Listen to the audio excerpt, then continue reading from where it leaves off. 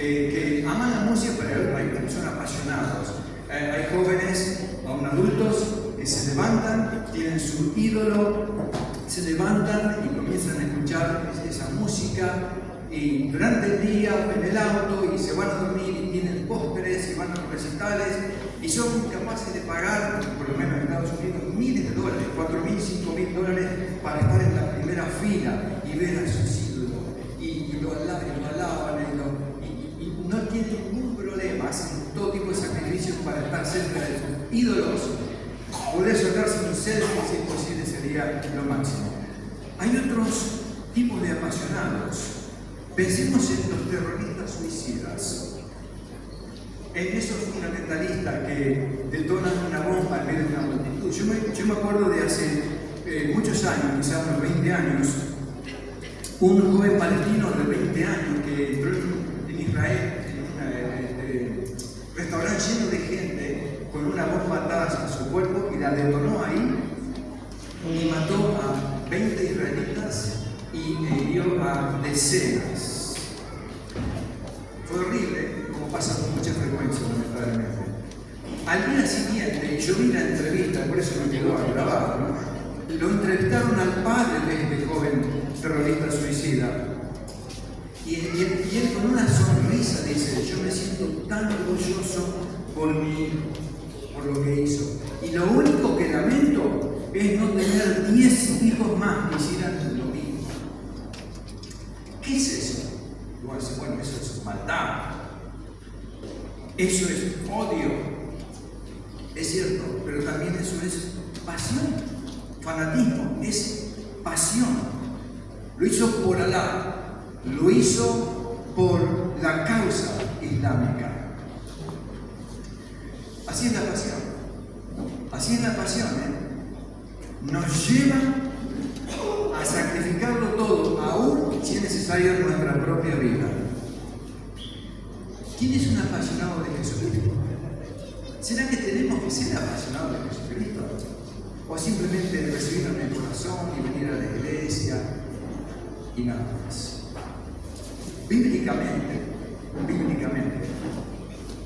aunque no tenemos un versículo que diga, hermanos, ruego que seáis apasionados. Bíblicamente, sabemos que es así. ¿Cómo describimos a un apasionado por Cristo, que es lo que queremos llegar a ser? Alguien que ama a Cristo con todo su corazón, con toda su alma, con todas sus fuerzas, más que a su padre, más que a su madre, más que a sus hermanos, más que a sus bienes, más que a los deportes, los hobbies, más que a su propia vida. Alguien que descubrió a Cristo y quien descubrió en Cristo la razón de su existencia, el propósito de su existencia. Alguien que ha comenzado a través de la experiencia de conocer a Cristo a tener una íntima y personal y transformadora relación con Él. Alguien que vive para Cristo.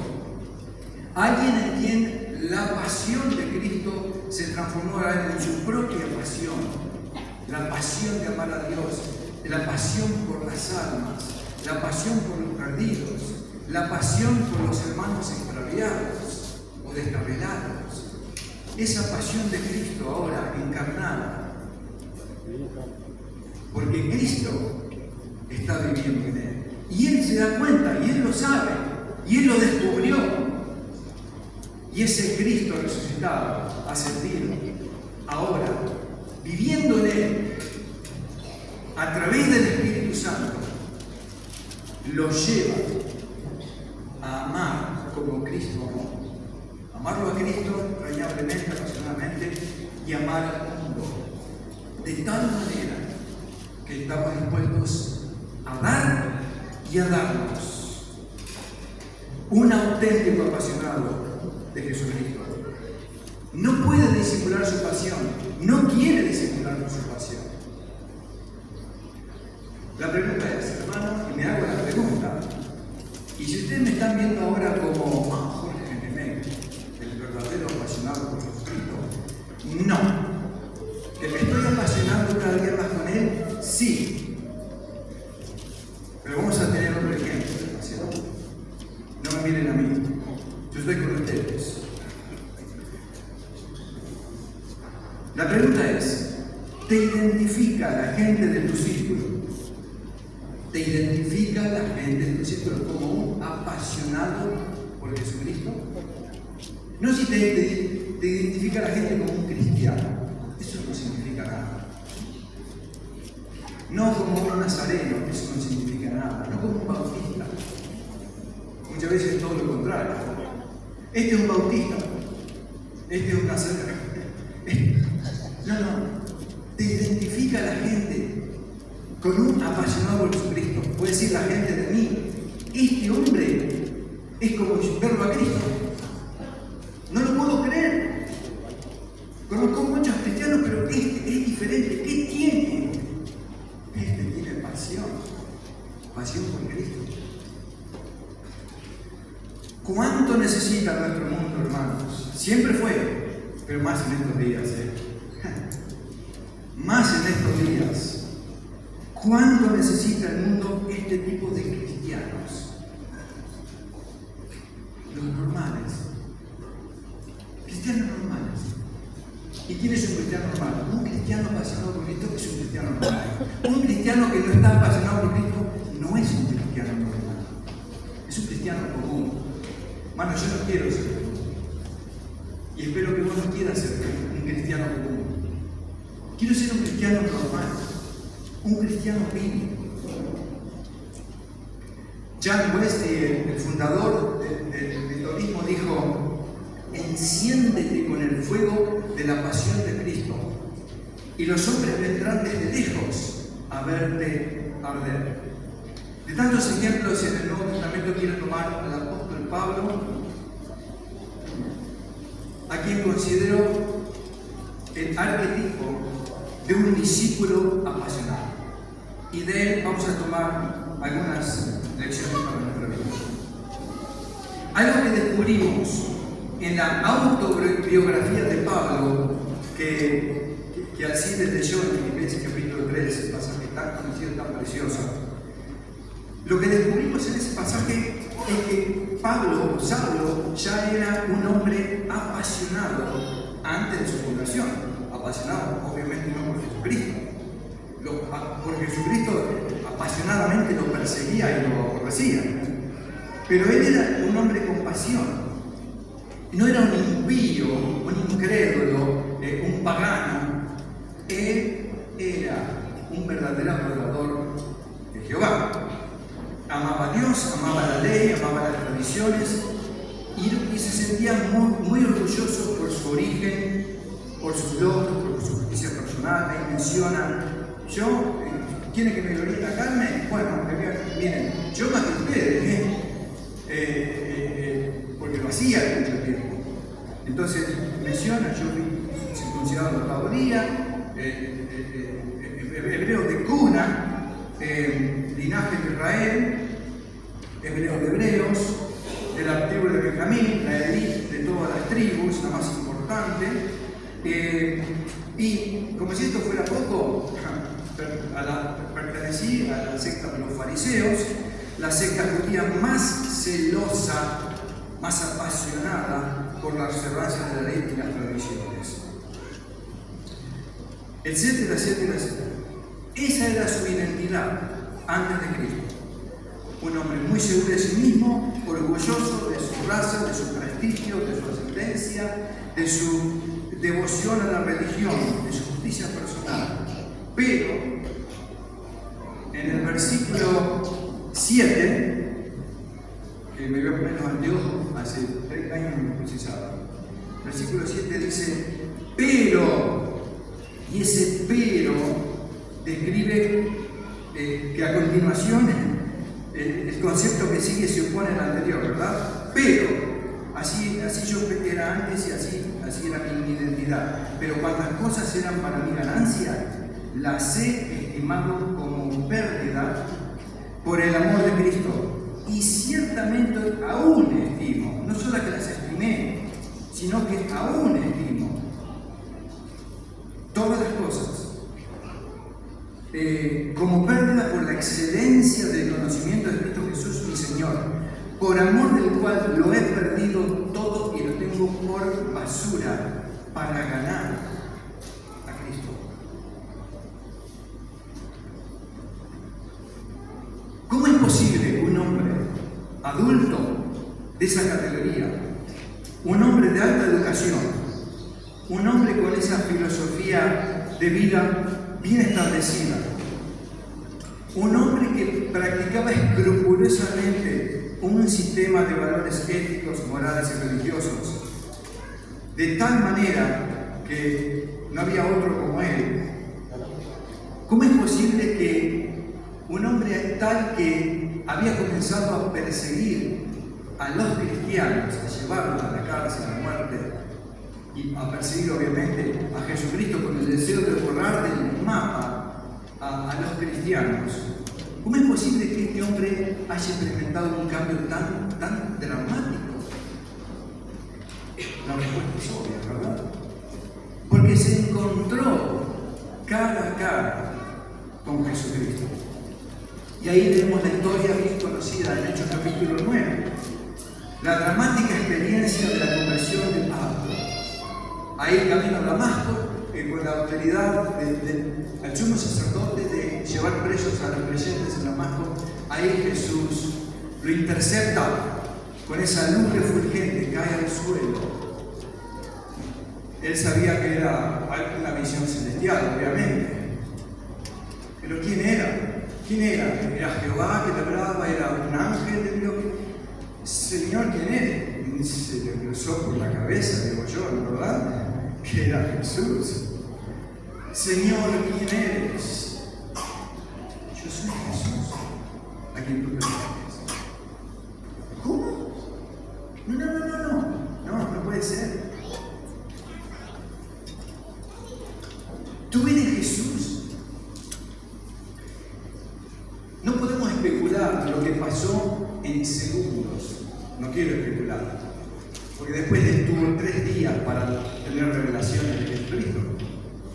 Pero en segundos, si ocurrió todo esto en segundos, o en minutos, él entendió quién era Jesús. Él entendió que Jesús era el Cristo. Él sabía, él lo había escuchado, el Cristo, el Mesías. Este es un impostor. Estaba contento que había muerto al final, crucificado a este impostor, falso profeta. Sí, los discípulos dicen que era el Cristo y están ahí hablando esas tonterías, por eso tenemos que destruirlos. Él entendió en ese momento, creyó que Jesús era el ansiado. Pablo estaba aguardando la llegada del Cristo, del Mesías. Y ahora entendió que era él. Y la segunda pregunta entonces que hace Pablo una vez que, bueno, Jesús es el Mesías, es el Cristo, le dice: Señor, ¿qué quieres que yo haga? Y esta segunda pregunta indica una rendición total e incondicional al señorío de Cristo. La Biblia nos relata que él fue conducido y estuvo ahí por 3 días, ciego, sin hablar, o ciego, perdón, no, sin hablar, no, porque dice la Biblia que él oraba. Y ahí estaba por 3 días.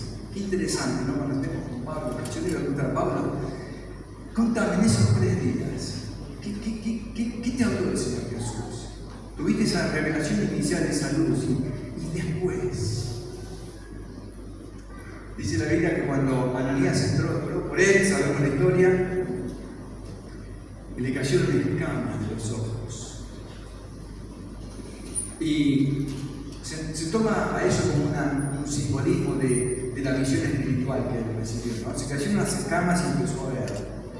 y se cayeron en las escamas espirituales con las cuales no podía ver a Cristo. No podía entender, comprender que Él era el Hijo de Dios, que Él era el Mesías, pero ahora lo entendía. Y dice la Biblia que enseguida empezó a predicar a Cristo. Enseguida empezó a predicar a Cristo. Estaba yendo con las cartas del sumo sacerdote para destruir y matar a los cristianos. Ahora empezó a predicar a Cristo. Ahora se juntó con los cristianos. Ananías creo que le dijo, hermano Pablo, ¿no? Cuando fue a verlo, hermano Pablo, el Señor me envió para que ore por vos y que sea sanado de tu ceguera, etcétera, etcétera. Desde el momento que Pablo tuvo esa cristofanía, esa aparición de Cristo celestial, desde el momento que descubrió que Él era el Hijo de Dios, que era Dios, el Dios encarnado, a partir de ahí comenzó a adorarlo.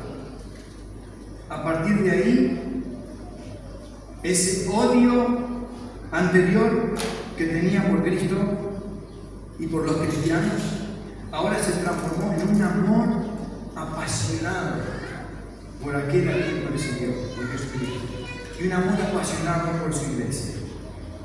Y así entonces comenzó a predicar. El apóstol Pablo es el mayor misionero que ha tenido la iglesia. Gracias a Pablo tenemos las grandes doctrinas cristianas para la iglesia. Fueron escritas por él en sus 13 cartas. Él tuvo la revelación del Evangelio, la revelación de Jesucristo. También Juan tuvo una revelación, ¿verdad? Acerca de las cosas del fin.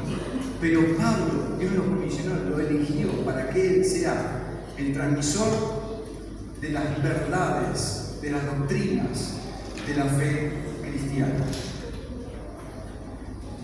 De todas las doctrinas enseñadas por Pablo,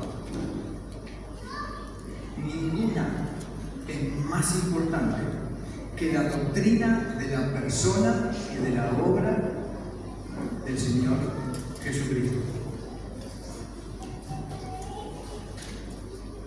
Cristo, hermanos, como lo sabemos, lo voy a repetir y estoy seguro que no estoy diciendo nada malo.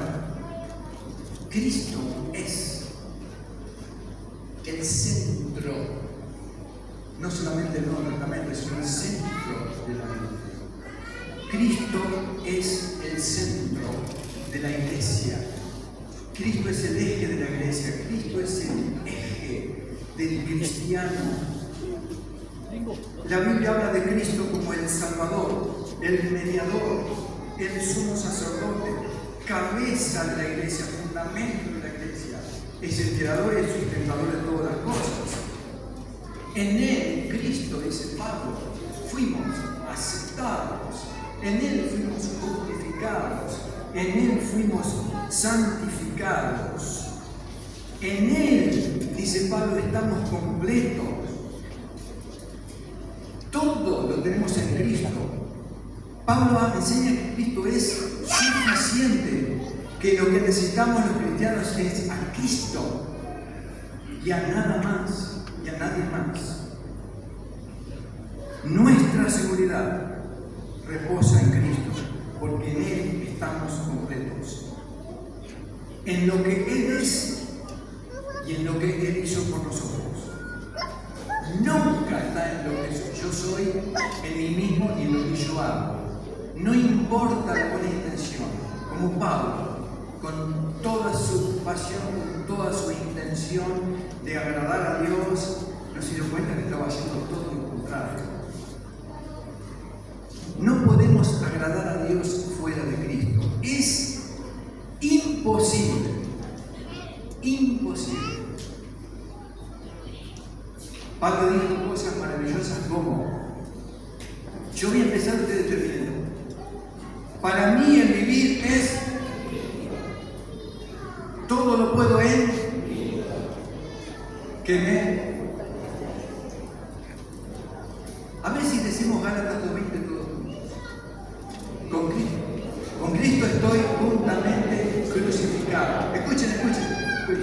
con Cristo estoy juntamente, yo, Pablo dice, crucificado. Y ya no vivo yo, sino que vive Cristo en mí. Y lo que ahora vivo en la carne, lo vivo en la fe del Hijo de Dios, que me amó y se entregó a sí mismo por mí. Ahí hay unas verdades gloriosas, maravillosas, pero que lamentablemente algunos todavía no entendemos. No lo entendemos. Bueno, eso le pasó a Pablo. Y bueno, mirá que lindo habla, che, Pablo, ¿no? Como que mirá para ser como él. Es que somos así. Es lo que le pasó a él, nos pasó a nosotros, pero no nos damos cuenta. Y porque no nos damos cuenta, no podemos tener la victoria cristiana, la vida cristiana como la deberíamos tener. Bueno, ya me voy de lo que quiero cuidar.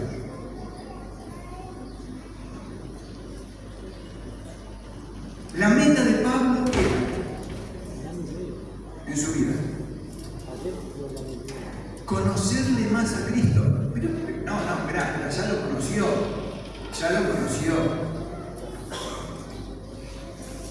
Yo conocí a Cristo hace 55 años. ¿Lo tengo que conocer ahora? No, ya lo conocí. No, lo tengo que conocer, lo tengo que seguir conociendo.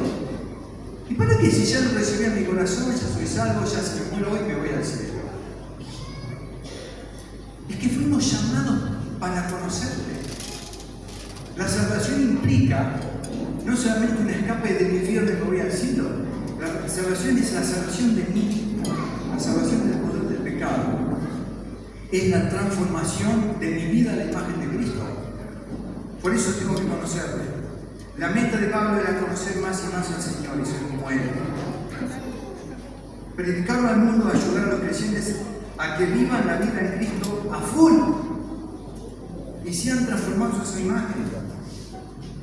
El encuentro de Pablo con Jesucristo revolucionó su vida, revolucionó su teología, cambió su filosofía de ministerio. Escuchen, cambió su filosofía de ministerio y su pasión fue reorientada. De esto quiero hablar ahora. Lo considero muy importante. Así como Pablo, muchos de nosotros, o algunos de nosotros, necesitamos reorientar nuestra pasión enfocándola en Cristo y nadie y nada más. Esto le ocurrió a miles a través de la historia. Leemos autobiografías de grandes hombres de Dios que estaban haciendo la obra de Dios, como John Wesley era uno de ellos, pero no lo conocía a Cristo. Hudson Taylor también, y otros, a miles. Y eso me pasó también a mí. Eso también me pasó a mí. Como dije, conocí a Cristo hace 55 años. Mi conversión fue auténtica. No tengo ninguna duda. Me fui salvo. Mi conversión fue genuina. Mi llamamiento al servicio fue genuino también. Pero durante los primeros 30 años de mi vida y de mi ministerio, la pasión de mi vida no fue Jesucristo. ¿Cómo? Cristo era parte de la pasión. Había muchas cosas. O sea, mi pasión estaba repartida en diferentes cosas. Y entre ellas estaba Cristo. Pero no era Él preeminente. No tenía la preeminencia. Dice la Biblia, para que en todo Él tenga la preeminencia. Nunca entendí en esos primeros 30 años que Cristo era el todo y en todos. Y aunque lamento mucho los años desperdiciados, a pesar de eso, Dios nos utilizó para predicar, almas fueron salvas, almas siguen firmes, al Señor por muchos años, otros no tan firmes, algunos se apartan, como lamentablemente ocurre muchas veces. Pero quiero ser sincero con ustedes. A veces me siento responsable, me siento responsable. Me ha tocado escribir algunas cartas, algunos emails, algunos WhatsApp, cuando la luz fue entrando a mi vida, pidiendo perdón a hermanos, por ciertas cosas del pasado. Y principalmente por no haberlos llevado a Cristo, por no haberles dado a conocer a Cristo como Él debe ser conocido, porque eso es lo que revoluciona nuestra vida, eso es lo que nos transforma en apasionados por Jesucristo. Como le pasó a Pablo, entonces este redescubrimiento de Cristo cambió mi teología, mi filosofía del ministerio, reorientó mi pasión. Y como les dije, hermanos, me encuentro hoy en este proceso de conocer a Cristo más y más. Pablo dijo: yo persigo la meta, el supremo llamamiento. ¿Cuál es? No, el supremo llamamiento es a ver si llego al cielo. No, sabemos que no es eso.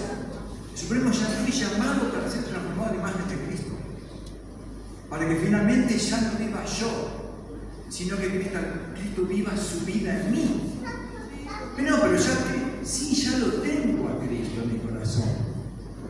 Pero también cuando él hablaba con los colosenses, les decía: yo estoy rogando a Dios y rogando a Dios para que Cristo habite por la fe en sus corazones. Pero ¿cómo? ¿No lo tenían? Sí lo tenían a Cristo, pero Cristo no estaba habitando. No tenía la batuta, no tenía la manija, no tenía el control.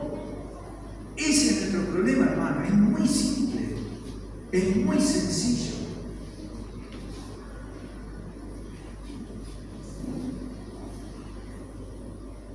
Antes de hablar sobre cómo hacer para apasionarme con Cristo, algo que voy a tratar a la tarde, antes de hablar de eso, considero importante pasar el resto del tiempo hasta que termine hablando acerca de lo que no es pasión por Cristo. Porque a veces pensamos que, como padre, yo tengo pasión por las cosas de Dios, y a veces no es así. A veces sí, no dudo porque ya lo vi. Hermanos aquí están apasionados por Jesucristo. ¿Cuánto me goza, cuánto se goza el Señor?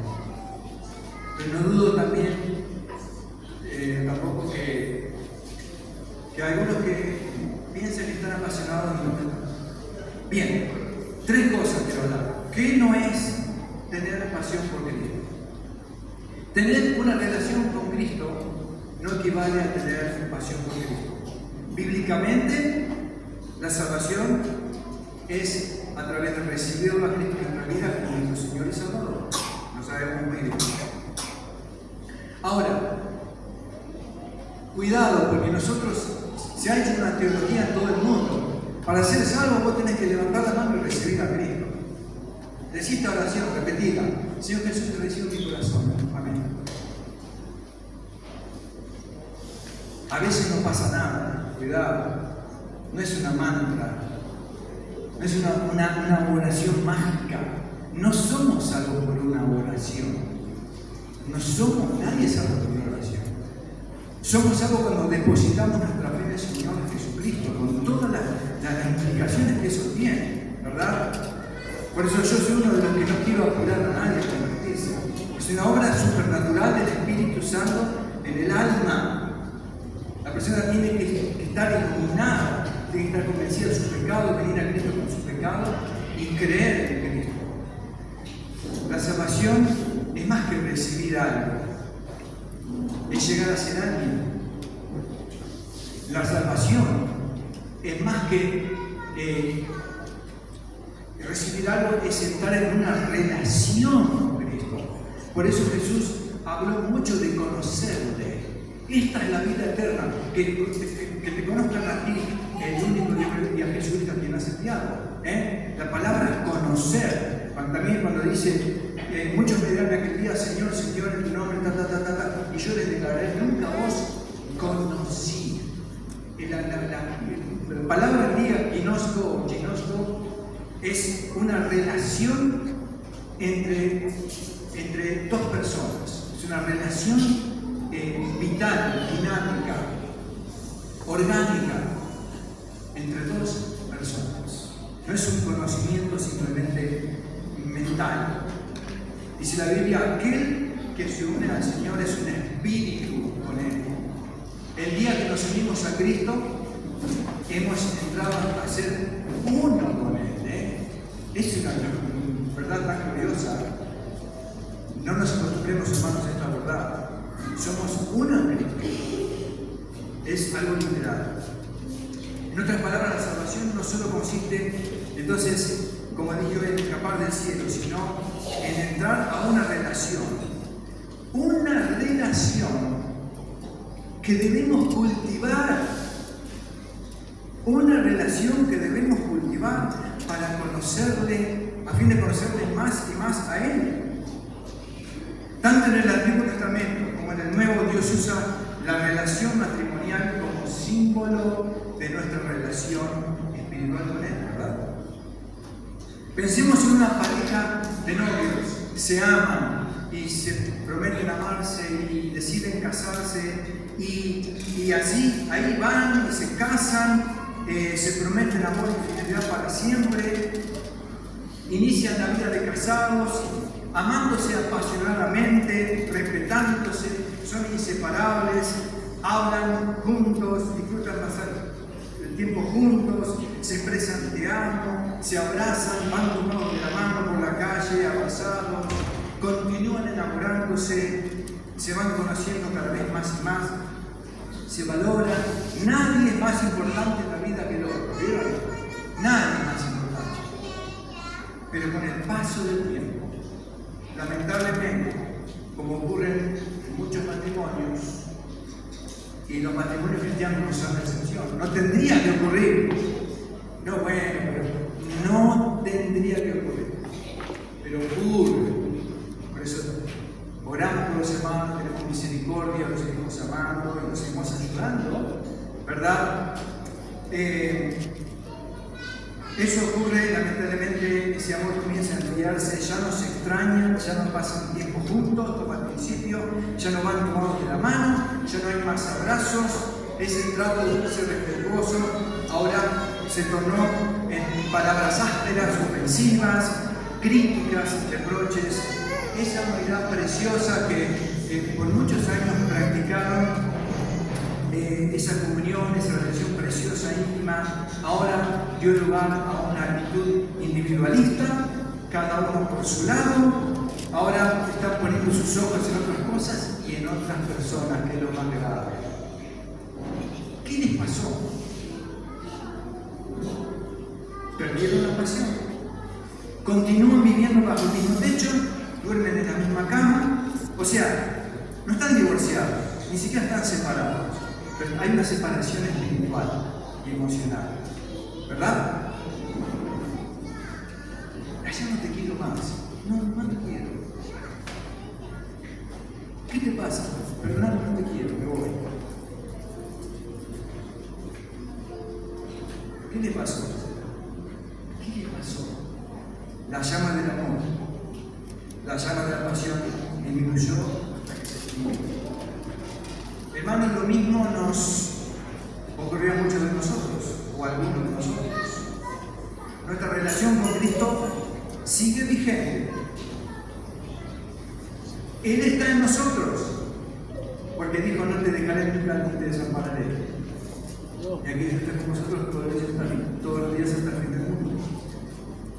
Lo que ocurre es que nosotros hemos perdido ese amor, esa pasión por Él. Él no perdió el amor apasionado por nosotros. Miren, no importa si vos te apartaste, si estás apartado, quiero decirte que el Señor te ama con pasión. Te ama con pasión. Él no perdió la pasión por vos. Y vos decís, bueno, pero yo perdí la pasión, yo no lo amo a Cristo como antes. Él no la perdió, Él te está esperando. Es más, te llama a tu puerta. Ese pasaje hermoso que usamos para explicar el mismo verso, lo aplicamos mal, porque está llamando a la iglesia, está llamando a la puerta. ¿Sabéis qué quiero hacer? De mano apartado, quiero entrar, abrir la puerta de tu corazón otra vez. Aunque Él está, ¿verdad? Es una ilustración.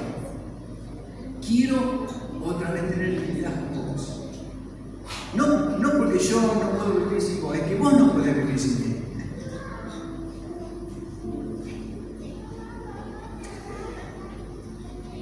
Jesús le dijo a la iglesia de Éfeso: tengo algo contra ti. Pero no dijo con un garrote en la mano. Tengo algo contra ti. Estoy triste que has dejado tu primer amor. Has dejado tu primer amor. Pasión entonces no es igual a tener a Cristo.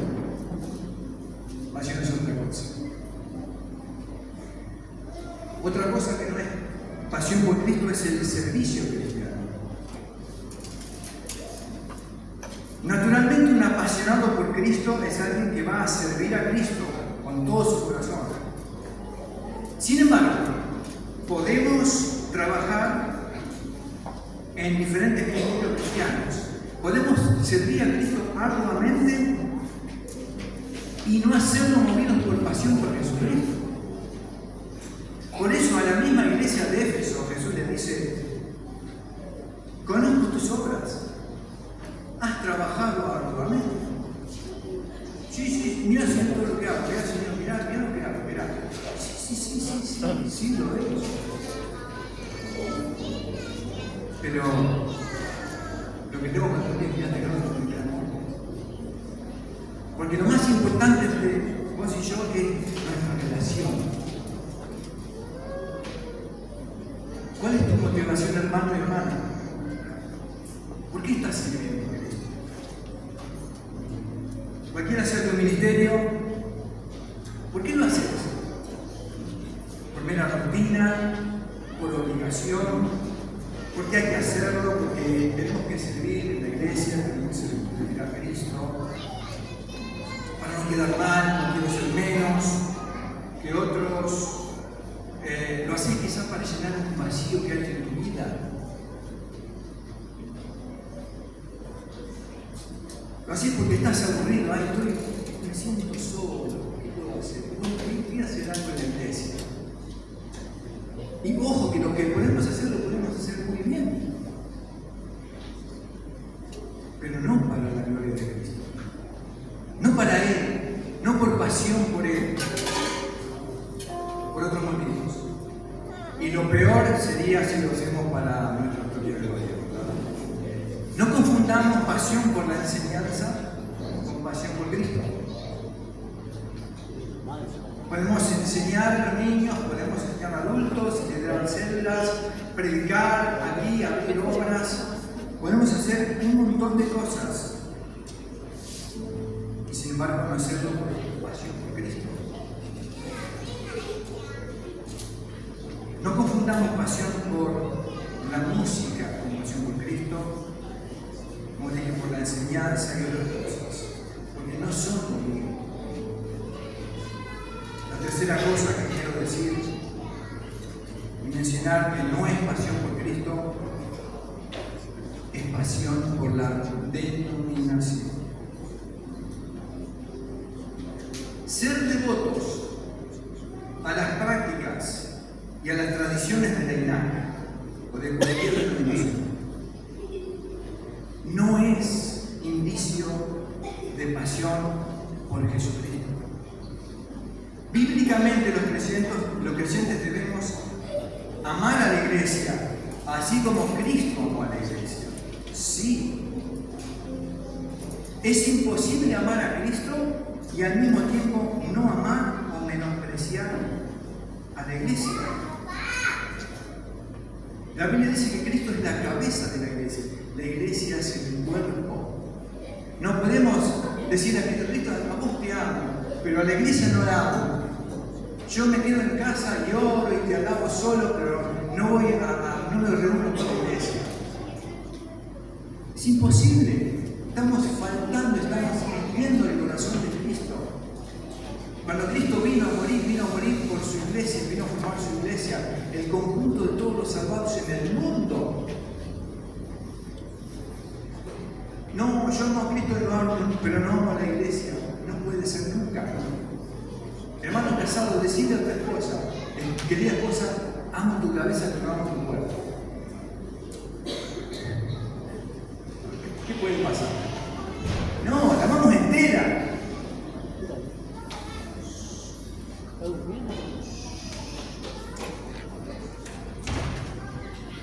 Pertenecer a una denominación es una cosa, pero ser denominacionalista o sectarista es otra cosa. Algo que debemos evitar y no repetir. Que un hincha de Boca alabe a su equipo y critique a los demás es una cosa, pero hay cuando un cristiano, un creyente, alaba a su denominación como la mejor, como la única, como la más bíblica, como la auténtica, mientras condena a las otras denominaciones como falsas y heréticas. Estoy hablando de denominaciones auténticas, ¿verdad? No estamos hablando de sectas. Quiero contarles una historia que ocurrió hace unos 40 años. Hace unos 40 años una joven creyente de otra denominación visitó una de nuestras iglesias en la provincia de Buenos Aires. Yo hablé después de años cuando me encontré con esta joven que era una auténtica cristiana. Y por eso lo recibí de primera mano. Me dice, así que vos sos de esa iglesia, sí, mirá, entonces me costó que entró y siguió visitar esta iglesia. Y en esa noche el pastor predicó con vehemencia, condenando a los falsos profetas, a las falsas doctrinas, advirtiendo a los creyentes, sobre todo esto que lo vio bien, no estaba correcto, hasta que oyó esta frase. Nadie entrará al cielo a no ser que pertenezca a nuestra iglesia. Esta joven terminó y se fue pensando, esto no es una iglesia, esto es una secta.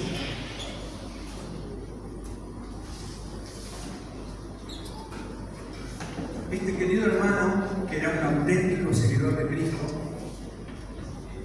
ya en la presencia del Señor, predicó aquella noche con mucha pasión. Pero cuando escuchamos al hermano, hablaba este hermano, sí, por ahí, tanta pasión. Bueno, se está predicando a Cristo y la doctrina cristiana, amén, pero no siempre lo hacemos. Y generalmente por ignorancia.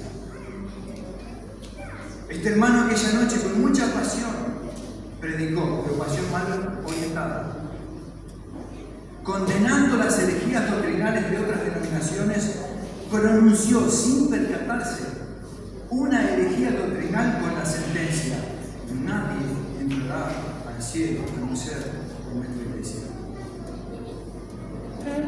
¿Saben una cosa, hermanos? Ese hermano no fui yo, pero podría haber sido yo en aquel tiempo. Aunque yo no prediqué eso, acá lo tenía y yo así me consideraba. Como Pablo decía antes de convertirse, ¿no? Nosotros, hermano, la Biblia dice, y en ningún otro hay salvación. Cuando los apóstoles y los discípulos salieron a predicar a Cristo, no salieron a predicar a la iglesia. No había denominaciones en ese tiempo. Predicaban a Cristo.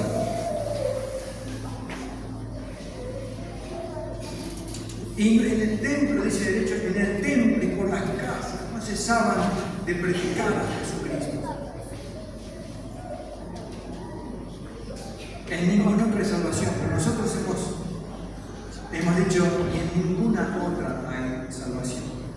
Mientras condenamos la herejía de los que dicen a Cristo por María, nosotros pensamos a Cristo por nosotros. Y fíjense lo que dice Pablo a los Gálatas. Por amor al tiempo no veo las citas, siempre las leo aquí en mis notas. Miren lo que dice Pablo, hablando de los Gálatas.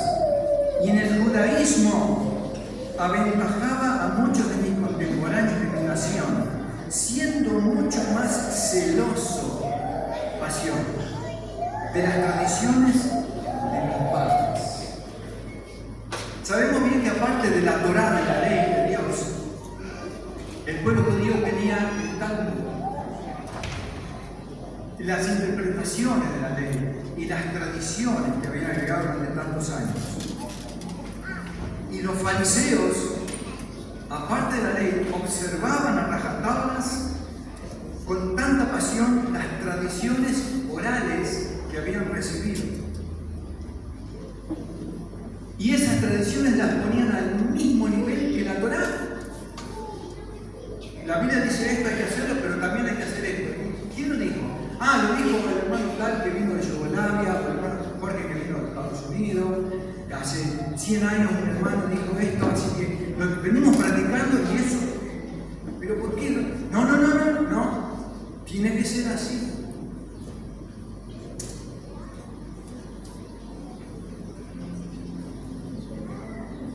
¿Se acuerdan cuando vinieron los fariseos a Jesús?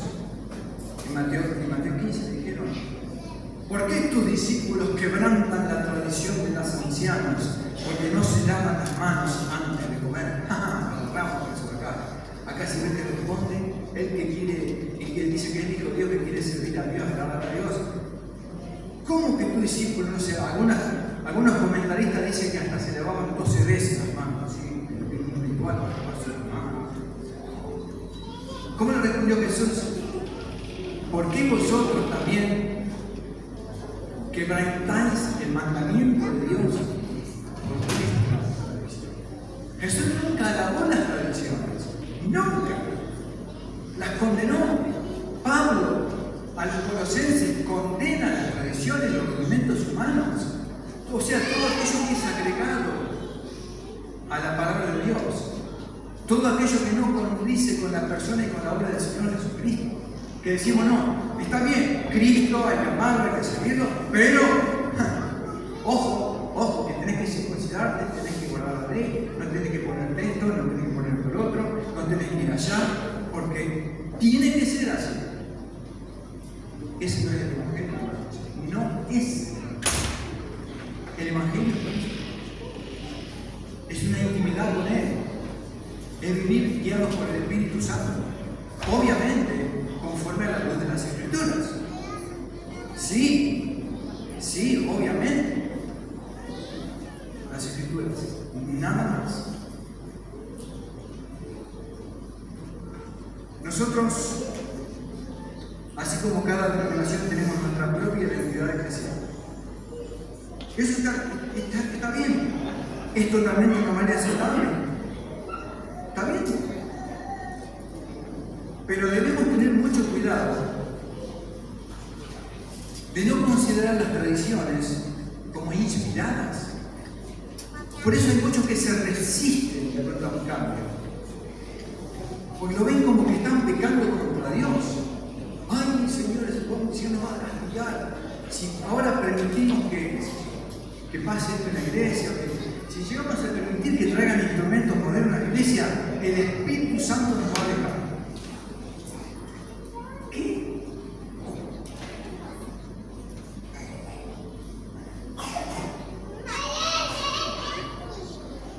Tenemos que tener cuidados entonces de y no poner las tradiciones al nivel de la inspiración divina. Mucho menos con esas tradiciones. Hay tradiciones lindas, ojo. No estoy hablando de todas tradiciones que dejamos. No. Me estoy refiriendo a las tradiciones que nos mantienen atados a formas, a ritos que no sirven para nada, que no tienen nada que ver con los apetitos de la carne, que no glorifican a Cristo, nos hacen perder el tiempo en minucias que no tienen nada que ver, y nos perdemos de enfocarnos en Cristo y las doctrinas fundamentales de la Biblia, que tenemos que defender y predicar y predicar. Y más cuando se trata también de cosas culturales. Grandes conflictos y divisiones han ocurrido en todas las denominaciones por causa de esas tradiciones que practicamos con tanta pasión. Si no sabían, en los Estados Unidos hace muchísimos años ocurrió una gran cisma en la iglesia nazarena debido al tema de los bigotes. Estaban hermanos ministros que decían: nosotros queremos predicar con bigotes. Y estaban los otros hermanos que decían: no, ustedes no pueden predicar. ¿Por qué no podemos predicar con bigotes? No, porque la tradición dice que los hermanos no tienen que predicar con bigotes. Bíblicamente, bueno, tal es así que los bigotistas se fueron por acá y los antibigotistas se fueron por allá. De verdad. Y si venía un hermano, alguien que era creyente en Cristo, renacido, perdón, con bigote, buenas, ¿qué tal? Bienvenido. Sí, me dijeron que acá. Bueno, mire, no, pero usted acá no se puede venir. Usted, si quiere, vaya allá. Lo mandaba con los bigotistas. Entonces, así es.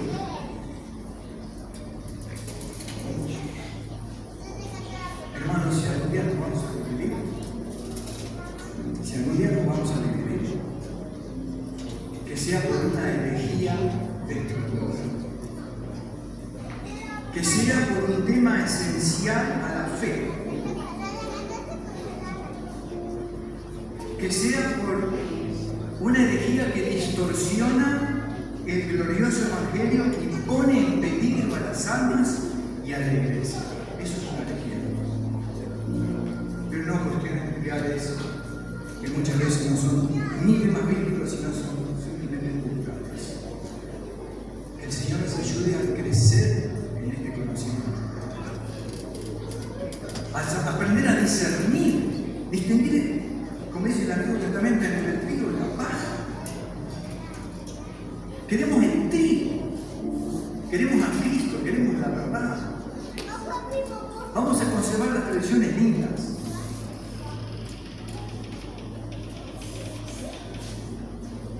Pasión por la denominación o el denominacionalismo, hermano, no es así. Cristo viene pronto, como dijo el hermano hoy, y ya terminó. Es hora de volver apasionados por Cristo. Es hora de reorientar nuestra pasión a Cristo. Hermano, yo te invito a que lo medites, esto que voy a continuar tratando. Te invito a que pienses, lo conozco a Cristo. Sí. ¿Cuánto? Te falta más Cristo para conocer. Dice Pablo que en él están escondidos los tesoros de la ciencia, de la revelación, los tesoros de la ciencia. Y yo siempre cuando leo eso me imagino una mina. Cristo es la mina. Pero tengo que ir a acabar escarpado. Está lleno de riquezas. Y él me invita a que yo vaya a la mina, que indague, que busque.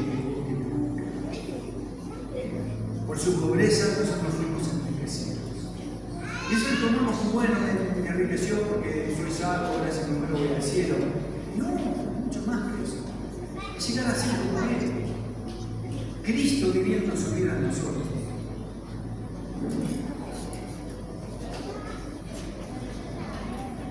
Hermanos, lo que nos une y nos da poder para amarnos y estar unidos en una misma mente, en un mismo espíritu, y el ser un testimonio viviente de Cristo, no es el servicio, no es la denominación, no son las tradiciones, sino la persona del Señor Jesucristo en el poder del Espíritu Santo.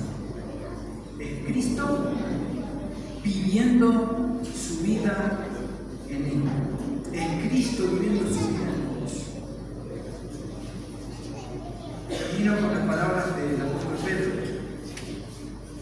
porque es el tema recurrente de Dios en el Nuevo Testamento. Dice Pedro, 2 Pedro 18: antes bien, crecer en la gracia y el conocimiento de nuestro Señor y Salvador. A Él sea gloria, ahora y hasta el día